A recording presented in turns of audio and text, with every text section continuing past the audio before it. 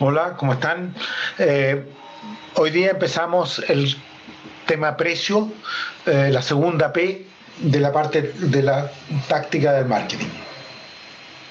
Este tema lo he dividido este capítulo lo he dividido en seis temas, ¿no es cierto? Que van eh, algo que vamos a ver antecedentes microeconómicos del pricing, vamos a hablar de versionamiento, eh, vamos a volver a conjoint analysis, vamos a hablar de, pero orientado al pricing y al diseño de productos. Vamos a conversar sobre comportamiento, cómo reaccionan los consumidores ante el precio, otras técnicas de pricing. Vamos a ver, por ejemplo, por qué se vende un combo, qué atractivo tiene para el consumidor y qué atractivo tiene para el productor hacer un combo. Y vamos a hablar de incentivos de compra. Partamos entonces con las bases microeconómicas del pricing. Sin embargo, antes le voy a subir una lectura que se llama, que es una lectura del Wall Street Journal, un artículo de hace un año, y que tiene que ver con los efectos en el cine de la pandemia. Está entretenido para aquellos, sobre todo, que son más cinéfilos, porque describe un poco lo que pasa en la industria del cine con la pandemia y las decisiones que están en ese momento tomando, ¿no es cierto? ¿Qué van a hacer para llegar con los productos que tenían listos las películas a los consumidores? Algunos se van a ir en el streaming, la decisión es en qué tipo de streaming, porque evidentemente hay distintos tipos de streaming, y también qué tipo, o si no guardarla hasta que se acabe la pandemia. De hecho, la película Nomadland, que ganó el Oscar, no ha sido entregada a los streaming todavía, solo muy ocasionalmente, eh, porque está esperando realmente un estreno bien masivo en Estados Unidos en este momento. Eso, sí que está entretenido. El modelo clásico de precios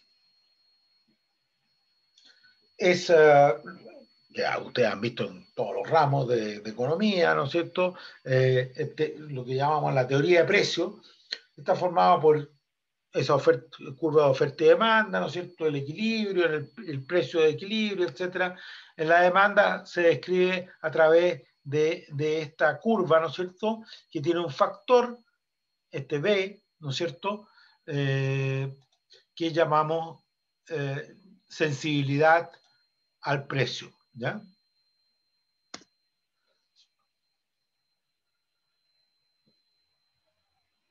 Eh, ese factor es muy interesante porque en alguna forma trata de medir, ¿no es cierto? Si es que podemos medirlo, la respuesta del consumidor o del mercado a distintas variaciones de precio. Sin embargo, uno de los problemas que tenemos para medir eso es que cuando el cliente o el consumidor compra algo, no solamente toma decisiones en base al precio, sino en base a muchos otros factores que muchas veces son situacionales, como por ejemplo una promoción, lo que llaman un incentivo al precio, o la publicidad que se está haciendo, o la capacidad llegar al local donde se vende el producto, etcétera. Entonces, no solamente el precio, sino que también la demanda tiene que ver con otras variables que llamamos situacionales, ¿no es cierto?, en la decisión del consumidor. Entonces, separar esos efectos, cuando queremos ir a medir la elasticidad, para lo cual tenemos que medir el precio y la demanda en distintas circunstancias, tenemos que controlar nuestra medición por todas las otras variables que también ocurren, ¿no es cierto?, en ese momento. Una forma de resolver este problema es al nivel al que medimos la elasticidad. el nivel más adecuado para medir la elasticidad es un mercado producto, ¿ya? Ese cubito, ¿no es cierto?, donde ocurre más intensamente la competencia. No es bueno medirlo al nivel de marca o nivel de SKU, porque estos están muy afectados por estas otras variables. A nivel de producto mercado tienden a ver, verse menos ese efecto y el precio pasa a ser estar más aislado de esas otras variables. La elasticidad es eso que ven acá, ¿no es cierto?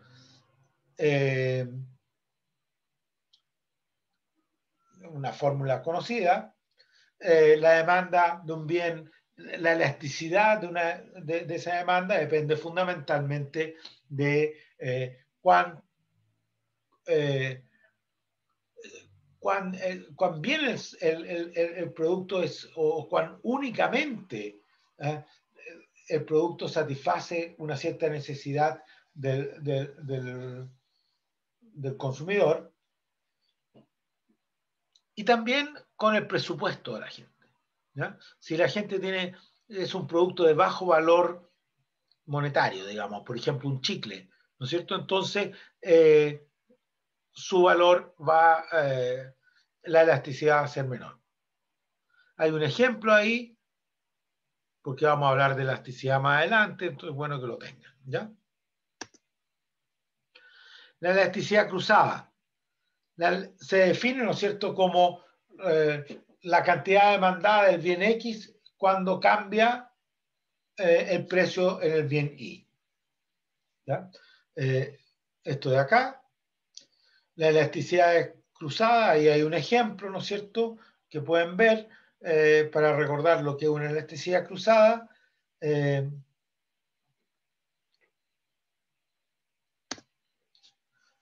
La elasticidad cruzada son mayores que cero, positivas son bienes sustitutos, negativas son bienes complementarios y cercanos a cero son bienes no relacionados. Me interesa destacar aquí que la elasticidad cruzada EX no son simétricas. EX es distinto o normalmente distinto a EYX, ¿ya? No son lo mismo porque va a depender mucho de las características del producto.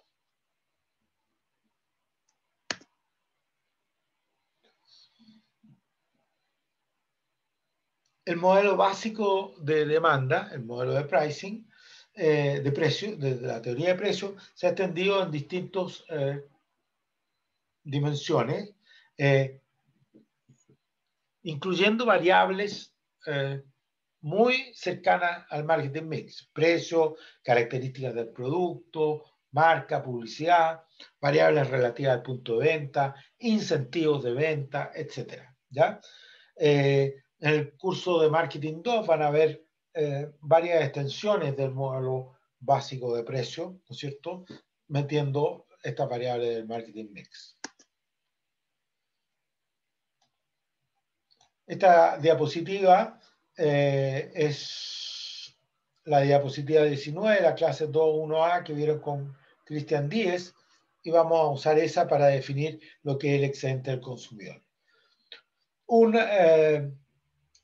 En un determinado producto, un cliente, un consumidor, siente consumir ese producto, satisface una necesidad, lo que le da un cierto beneficio, ¿ya?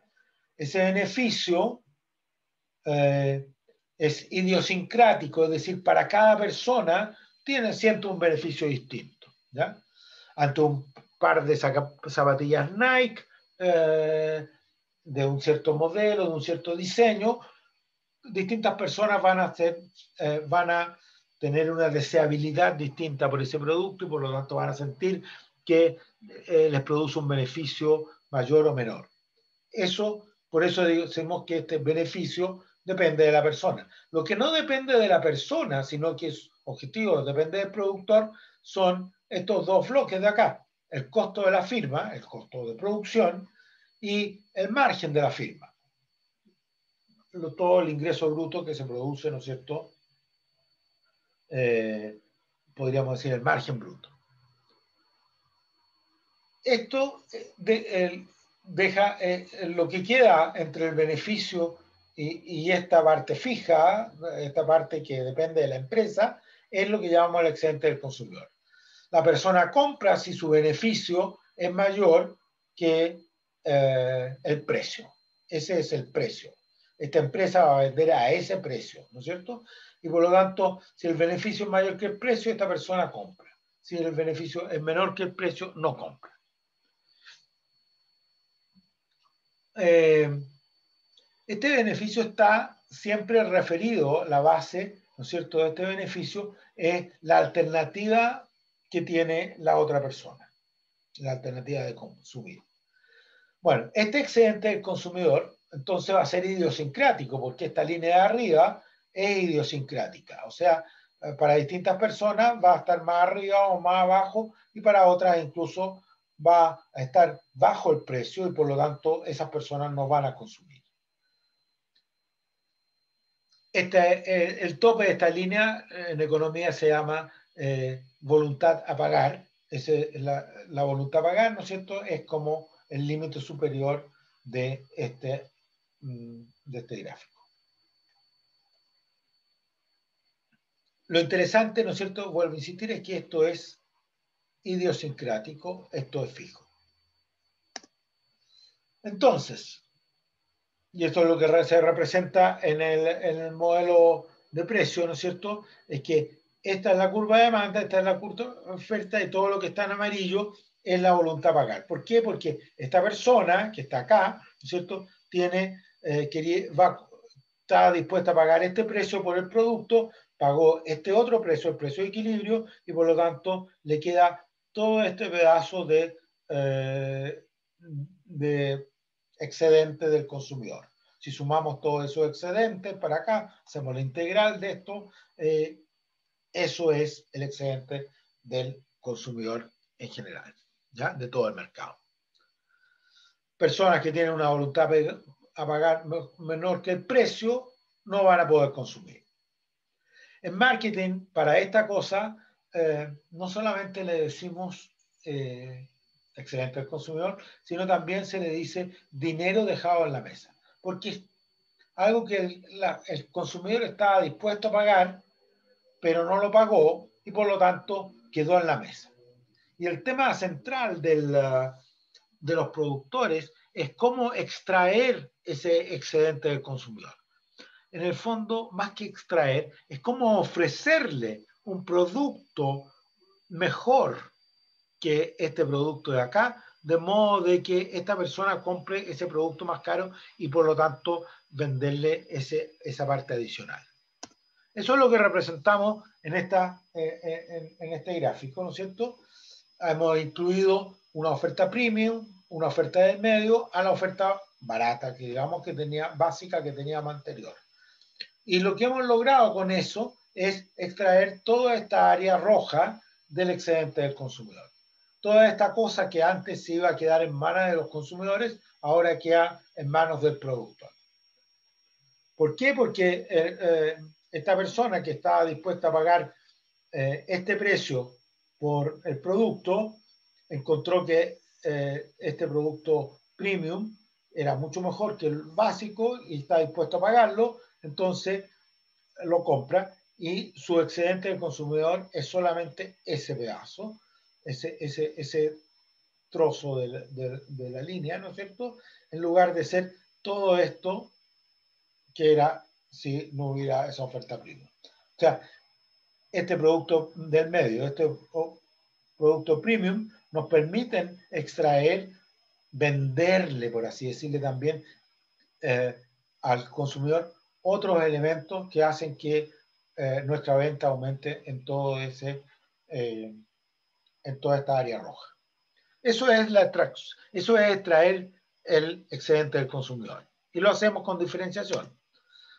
En el aceite, por ejemplo, este es un ejemplo tomado de una góndola de aceite, una memoria de un ingeniero industrial de hace algunos años, ¿no es cierto?, en que miró el precio del aceite en 200 por 200 cc de cada CKU. Si era de 1 litro, lo dividía por 5. Si era de medio litro, lo dividía por 2/5, etc.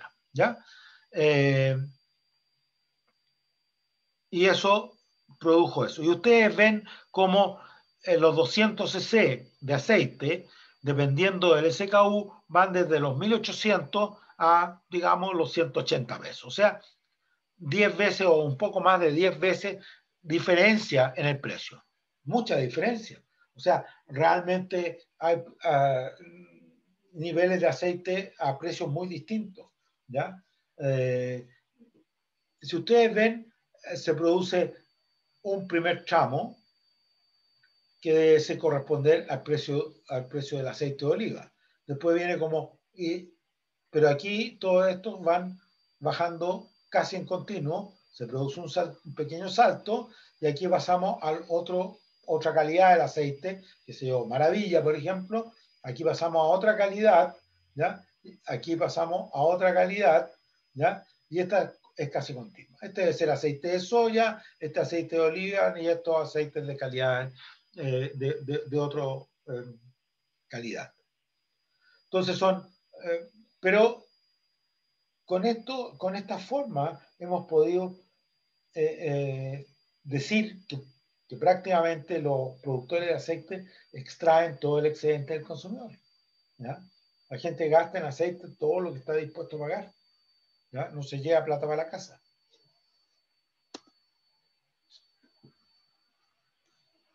La táctica para la línea de producto entonces va a ser esa. Va a tener que ser no un producto, no llegar al mercado con un solo producto, sino con una línea de productos. De modo de que recorrer la línea de demanda con la diferenciación del producto. Vamos a tener dos tipos de diferenciación, una en la línea vertical y otro en la línea horizontal. La línea vertical, va a ser fundamentalmente a través de precio, y la línea horizontal recorriendo distintos mercados con funcionalidades distintas. Por ejemplo, diferenciación vertical. Este ejemplo de Toyota, precio junio de 2020 de la RAV4 Toyota.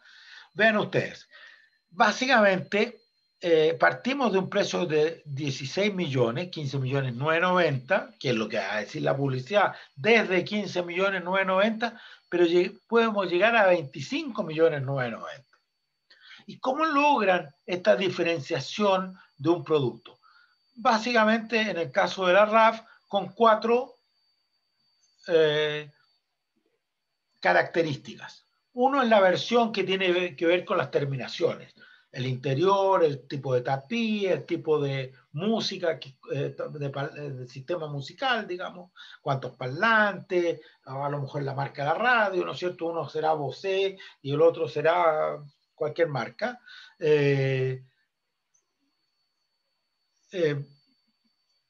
Ahí tenemos 4 versiones, LE, XLE, NXLE y finalmente un Adventure. 4 versiones distintas de terminaciones del producto. Algunos tendrán, qué sé yo, una cámara para mirar para atrás, otros no, en fin. Una dimensión de diferenciación. Otra son los centímetros cúbicos del motor. Y aquí básicamente ofrecen dos alternativas: 2.000 centímetros cúbicos o 2.500 centímetros cúbicos.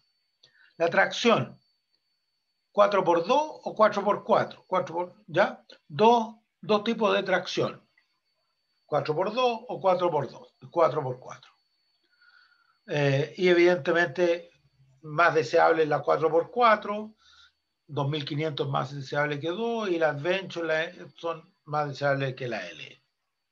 Y la cuarta dimensión es transmisión. Transmisión manual, transmisión continua y transmisión automática. También, la más deseable es la automática, intermedia es CBT y la más básica es la manual. Entonces, combinando esas cosas, cuando estamos en la más básica de cada uno de estos parámetros, llegamos a la RAV más barata, 15.990.000. Después vamos subiendo, subimos 1.000.000, ¿en base a qué? A subir de 4x2 a 4x4, y todos los otros parámetros siguen en el mismo nivel. También subimos al mismo precio, 1.000.000 de la básica, cambiando el sistema de transmisión. Después tenemos aquí, cambiamos el sistema con respecto a esta de 16.990.000, le agregamos algunas terminaciones y sube 1.5 millones. Y así sucesivamente. Y así recorremos, RAV4 recorre en realidad toda la curva de demanda desde 16 millones hasta los 26 millones. ¿No? El precio de acá es un 62,5% más alto que el precio base. ¿No deja ser? ¿Ah? O sea, y eso hace que cada persona que vaya a comprar un RAV y que tiene una cierta voluntad a pagar, en realidad esté dispuesta a dejar la mayor parte de esa voluntad a pagar en el vendedor de la RAV4. Eso se llama diferenciación vertical y se usa de esa forma. Otro caso distinto es diferenciación horizontal. Aquí hay un artículo del New York Times del año 98 que cuenta la historia del laboratorio Merck, que tenía desde los años 80 o antes una droga que se llamaba finestaride. El finestaride es una droga que se usaba en urología para combatir la prostatitis en los hombres, ¿ya? La prostatitis es una enfermedad que normalmente viene con la edad y que puede producir cáncer, ¿ya? Entonces el finasteride es una forma de reducir la prostatitis, esta inflamación de la próstata, digamos, conocida de hace tiempo y que tiene una droga relativamente antigua, ¿no es cierto?, que hasta que alrededor del año 98, de repente los médicos empezaron a observar que a la gente que le recetaban esta droga finasteride y que eran pelados, empezaban a recuperar el pelo. ¿Ya? No todo tipo de pelados, ¿ya? De esos pelados que son de aquí, como de la nuca, más bien, de esta parte de acá, empezaban a recuperar el pelo. Y se dieron cuenta que eran por el finasteride, ¿ya? Merck hizo estudios, que y efectivamente detectaron que el finasteride ayudaba a ese tipo de pelado, a ese tipo de peladura, digamos, que se producía por un cierto efecto en los folículos y que el finasteride solucionaba ese problema. Y entonces generaron una droga, un remedio, que se llama Propecia, de Merck, que también es finasteride, una distinta dosis. Este es de 5 miligramos y esto es la persona tiene que tomar 1 miligramo de finasteride. Entonces, el título del New York Times dice más o menos lo siguiente: nueva droga para la peladura, digamos, para la calvicie, ¿ah? Es un antiguo producto que se vende a un precio premium. Vamos a ver cómo funciona esto. En Chile, yo esto lo saqué de hace un año de la página de Cruz Verde, el 14 de junio del 2020, y existen los dos tipos de finastería. Para la caída del cabello, Folipil, que vienen 90 comprimidos recubiertos a 1 miligramo, o sea, la dosis para la caída del cabello, y finasteride de 5 miligramos para la prostatitis. El precio de los dos es el mismo, 35 640, 36, 670, pero aquí vienen 30 comprimidos de 5 miligramos y aquí vienen 90 comprimidos de 1 miligramo. En total, aquí el gramo de finasteride sale a 237,6 pesos. Aquí el gramo sale a 407,4 pesos. Si la persona de Folipil, que quiere tratar la calvicie, compra Folipil, ¿no es cierto? Gasta una cierta cantidad, 400 y tiene que tomar 5 gramos al día, son 2.000 pesos. Perdón, 1 gramo al día son 400 pesos. Por 30 son 12.000 pesos al mes. ¿Ya? Se tiene que gastar en el Folipil. Sin embargo, si él comprara, ¿no es cierto?, Saniprostol y pudiera dividir la pastilla en 5 y tomara un gramo, prácticamente tendría la mitad de precio. ¿Ya? O sea, se podría ahorrar 5 o 6 mil pesos mensual si en lugar de comprar Folipil comprara Saniprostol y pudiera dividir la pastilla. Pero no se puede hacer. La pastilla es relativamente chica en el Saniprostol y si uno la trata de partir una vez podrá hacerla, pero si trata de partirla en 5 termina con puro polvo, digamos. ¿Ya? Entonces, no hay forma de separarla y eso es lo que vamos a llamar una barrera en el mercado. Básicamente, ¿cómo hago yo para que el que está en el mercado del Folipil no vaya a comprar el Saniprostol, que es más barato por gramo? ¿Cómo lo hago? Bueno, haciendo que las pastillas no se puedan dividir, que no se pueda. Eso es una barrera, ¿no? Una barrera, podríamos decir, artificial, ¿no es cierto?, para separar los mercados. De modo que el consumidor no pueda arbitrar entre estos dos mercados. Eso, ¿ya? O sea, ese es el cuidado que hay que tener en estas líneas horizontales. Hablamos hace algún tiempo de cañerías de cobre. Hay cañería de, ¿no es cierto? Puede haber cañería de 1/4, cañería de media, cañería de 3/4, por decir, ¿ya? Y cada uno no puede cambiarse, ahí hay una barrera natural. Yo, si necesito una cañería de 3/4, no puedo comprar una cañería ni de 1 ni de media, digamos, ¿no es cierto? Tengo que comprar la cañería que yo necesito. Eso es una barrera natural. Sin embargo, si ustedes miran los precios de las cañerías, el precio de la cañería de cobre, cuánto vale el gramo de cobre en cada una de esas cañerías, ustedes se van a dar cuenta que no hay ninguna lógica. La única lógica es explicada por demanda. ¿Ya? Pero eso es una barrera natural, ¿ya?, a distintos mercados. En distintos mercados hay distintos precios. ¿Ya?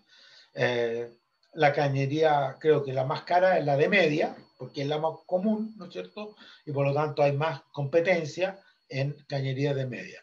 Cañería, mientras más chicas o más grandes sean, son más caras en términos de gramos de cobre.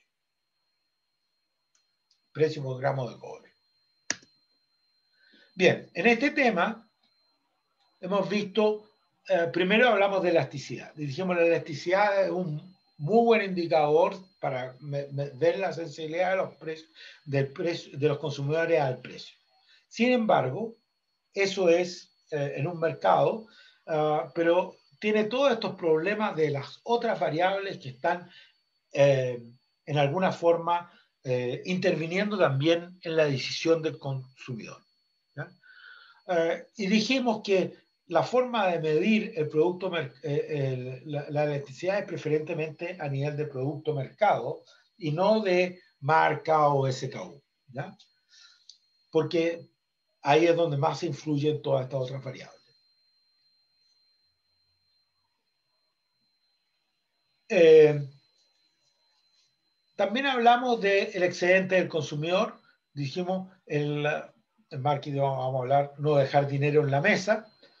Eh, y vimos que efectivamente la forma de hacerlo es a través de dos tipos de diferenciación. Una de tipo vertical y una de tipo horizontal.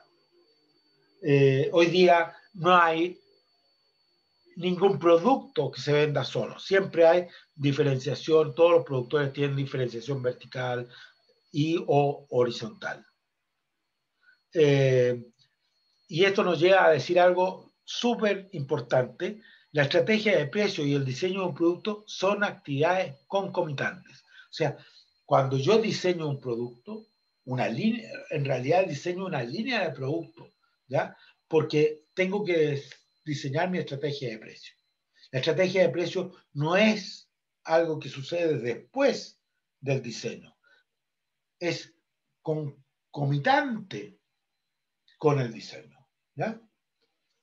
El próximo tema que vemos es versionalización, que es de alguna forma la diferenciación en productos digitales, donde efectivamente podemos extremar la digitalización.